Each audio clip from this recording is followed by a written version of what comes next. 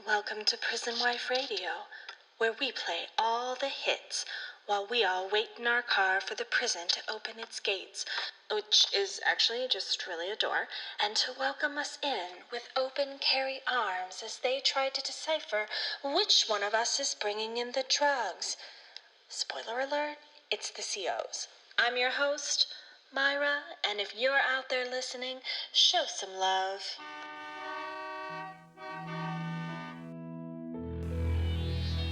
There are more than 2 million individuals incarcerated in the U.S. legal punishment system. Prison wives are a lot like military wives, without all the thank yous. I mean, they won't show, right? So we have to tell. The system is most definitely the villain. Your loved one shows up to medical unconscious? They ain't telling He's been you down shit. for 20 years. Yesterday he told me that his sentence had to be recalculated.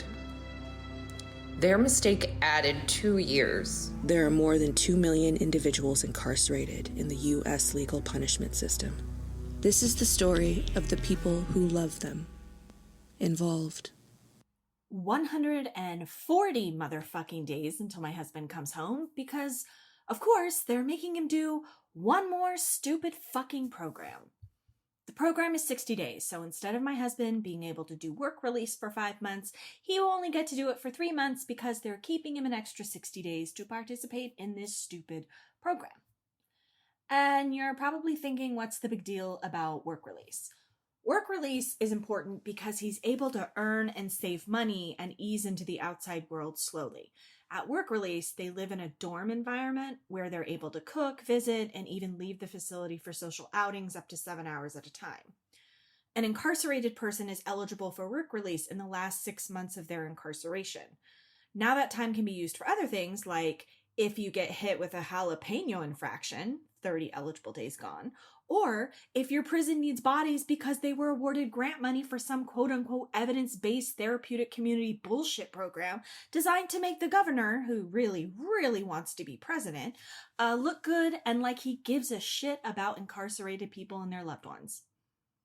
So, instead of heading to work release, he'll move to a new unit, wear a t-shirt that says the name of the program, and be one of the other short-timers they carefully selected for this program to make it look successful. Because, my sweet listeners, in order for the Department of Corrections to receive all their funding, they have to reduce infractions in the unit. Now, are they able to do it simply by handing out less infractions? Absolutely. But just shore up some cops that go a little rogue because of vendettas against the admin. Remember how much cops try to fuck with each other through the inmates? Well, just to make sure it doesn't happen, they try to fill that program with the people who are least likely to commit infractions. Short-timers. The I'm just trying to get the fuck home crowd. So they round up as many as they can and move them to a new unit. Overnight. Without goodbyes. Double piece of shit move. So today, because I want to channel my anger into something good, I'm going to pay tribute to all you reformists, non-profiteers, you program-pushing sons of rich bitches who think putting a program over a gushing wound will stop the bleeding. Since I am well-versed in the nonprofit industrial complex, let me go ahead and give you the racket from the top down. Let's call this is how nothing gets done. Let me set the scene. It starts with a foundation, loaded with rich people's money. The grant makers, they make all the grant dreams come true. They set out on a fact-finding quest. They search far, but not so wide.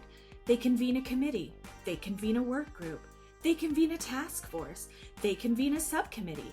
They ask the questions. Communities, what do you need? Money for housing. Money for food. Money for Money housing. for living. Money. Money for food. Grant money for programs. Money for housing. Money for... We heard grant money for programs. Got it. After an exhaustive listening convening tour across the communities, they have created a grant.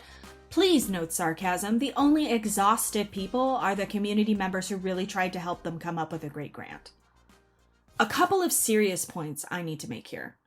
When they hold these stakeholder meetings, they are usually during the day. They do not offer childcare or parking. Guess who is able to show up to make their voices easily heard? So from the very start, the soil, if you will, this is already rotten because it isn't truly listening to the people who need the help. It's listening to the quote-unquote helpers. Strong emphasis on quote-unquote helpers because the helpers are oftentimes just helping themselves. Resume boosting, salary increases, vacays to Norway to study prisons, but really just taking a vacation on a foundation's dime. We see you. So now this foundation goes back to its headquarters and writes up a grant. They release it on a particular day, and it's called an RFP, Request for Proposals. Everybody who is eligible is invited to apply. Now, as they have written this RFP, they have already structured it in such a way that their little favorites will be able to be highly competitive. Another thing, all of their insiders already know a proposal is coming. See, the person overseeing the grant administration, let's call him grant admin, he oversees the grant committee that will pick the grant recipients. He has lunch with one of his favorite people, a grant writer. You've heard of a sellsword? Well, this is a sell pen, if you will, who sells their services of grant writing to people who can afford to pay a grant writer. If you bring them on, your success goes right up because they have the inside track. They know everybody, and they consult for the foundations. It's all very everybody knows everybody. So, over lunch, he lets Sellpen know about an upcoming RFP, not yet released to the public, and what kinds of orgs they're looking for and what kinds of programs they're interested in. So right after lunch, Sellpen calls up the Department of Corruptions, one of their major clients, and says, hey, get that university on the phone. We've got a proposal, and this is what Moneybags Foundations wants. Sellpen knows that the foundation really wants agencies and orgs partnering to work together on proposals, and they are very into evidence-based programs coming out of research at colleges. So this Sellpen reaches out to the Department of Corruptions and says, you know that researcher over at the college who had that program they needed test subjects for? Well, that's just the kind of program this foundation wants to fund. You could partner with them and bring that program, let's call it the evidentially based program. You can use the incarcerated folks as the guinea pigs, pilot program cohort. Such a great idea. University of Privileged Studies can gain more research. You get a bunch of money to use for other things or to cover the things that you already were using for other things. And your population basically can ask no questions. They are so happy with themselves, and Sellpen gets to work on the grant application. Hey there. Are you a foundation thinking about giving out a huge amount of money to nonprofits who will mostly use that money to pay salaries to mostly upper middle class white women married to finance guys? Can we make a suggestion? Here at Just Give Them the Money Consulting, we believe, based on evidence-based research conducted over the history of the entire world, just giving that money to the people who need it for things like housing, childcare, wage supplement, and food would do more to lift people out of poverty and working poor status than any program in the N.P.I.C could do. No? Oh, okay. Well, I'll just leave my number, and if you change your mind... Oh, what's that? You don't just want to give them the money because you're worried it will be wasted on things? Okay. Well, if you change your mind, you know where to find me. Hello? Hello? Hello? Well, she gave it a good shot. So, without further ado, let's see how that money is obtained that they are so desperate to give to anybody but the people who actually need it. After Sellpen sells her soul, pardon, skill, and writes the grant, she has to submit it. Here, I will be playing the part of Sellpen as I hop onto the grant portal.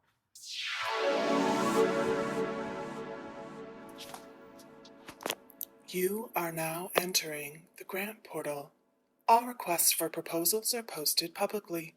Your application must be completed no later than midnight of the day posted on the RFP.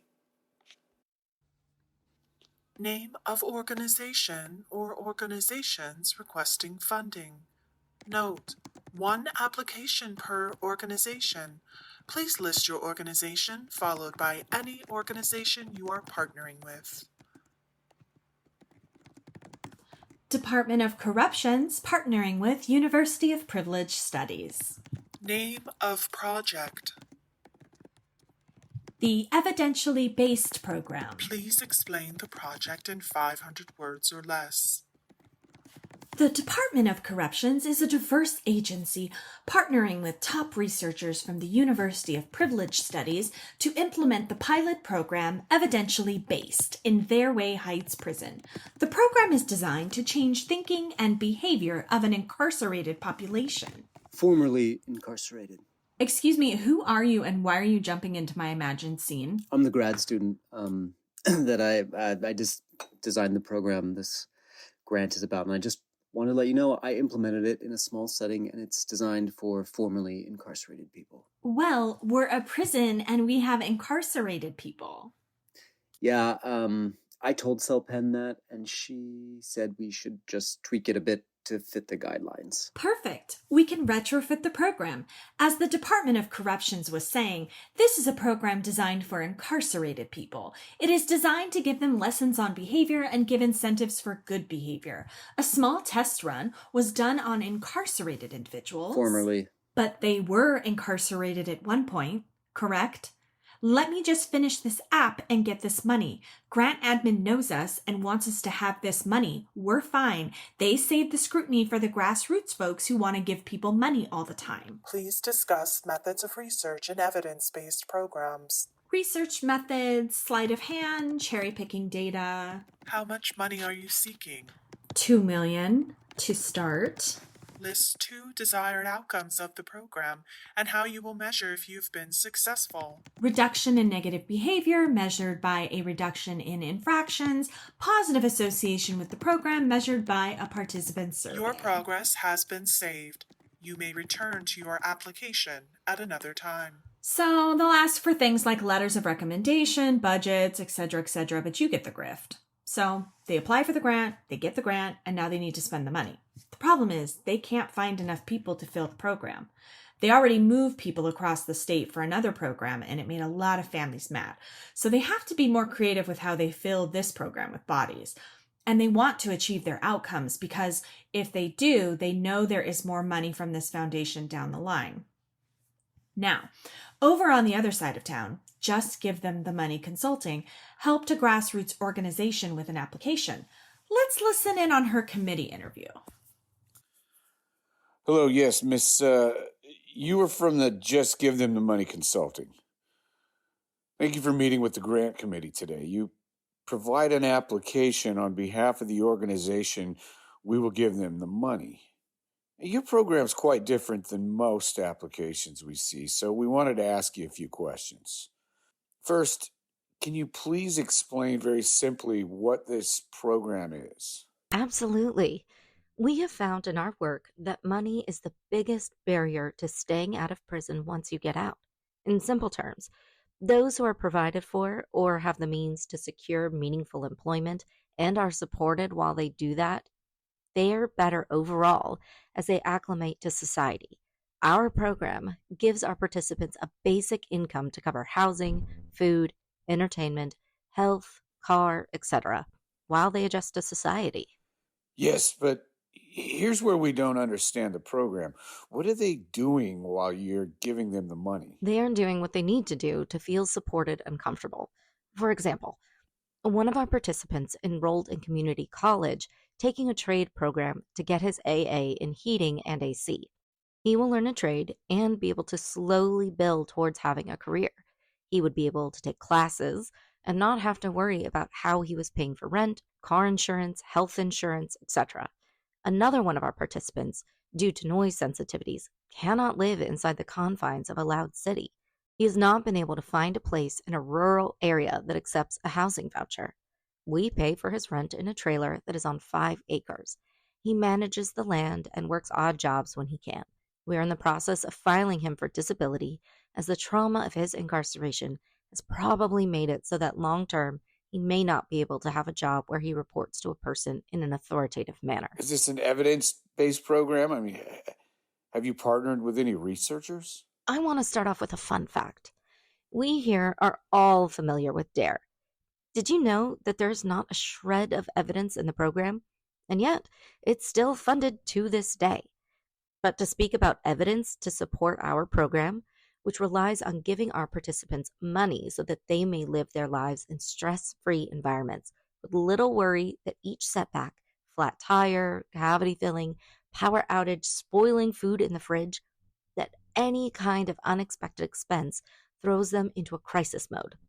Well, you have thousands of years of that kind of evidence. Let's take you, for example. You are in charge of the Grifter Family Foundation, set up by your dad, who inherited his own wealth from his dad. And I won't go into the specifics of how that wealth was obtained, but it is fair to say, yes, it was from hard work, though not from your great-grandfather's own hard work, but from labor that was enslaved. So generation after generation of the Grifter family have given trust payments that have supported their lifestyles. And I think you would agree, have made life less stressful, easier to manage. And so even though you were arrested in 2004 for your third DUI, money that was given to you was used to purchase a top-notch lawyer to argue down the charges so that you spent no time in jail and were not impacted economically by your mistakes. I also want to address your reliance on these so-called evidence-based programs and the research that is used to prop them up. A simple Google search of one of the citations in your favorite grant applications would find that the citation is often used in a context not in line with the design of the study. Also, a study may tell you that a program has been successful, but again, a simple Google will tell you that the sample was 10 people, or the sample was a population in Norway that in no way reflects the U.S. prison population. Thank you. We will let you know. Not one lie was told. You know what happens next, though. Thank you so much for your application. We will give them themoney.org. Unfortunately, we have many applicants and aren't able to fund every single request. They gave it a good shot. So the Department of Corrections gets awarded their grant and disperses the money to pay for cops. Cops to administer the program, cops to do the paperwork, and the incentives for good behavior that were promised? Fucking snacks from their own food grifting operation. We interrupt this car rant to bring you breaking news out of the Racketeers newsroom. 2 correctional officers have just filed a whistleblower suit alleging a program manager mismanaged grant funding by providing inaccurate data, making it look like the program was successful. The data was used to apply for expansion of the program into the prison at the cost of $2 million. More at 11. Sounds familiar. I wonder what that's all about. Anyway, I'm going to wrap it up here because I'm pissed off. I want my husband home, and I want reformists to seriously consider the true impact of the N.P.I.C. they are so desperately propping up. Next time we'll talk about what to expect when you don't really know what to expect. You're welcome, and I've been great.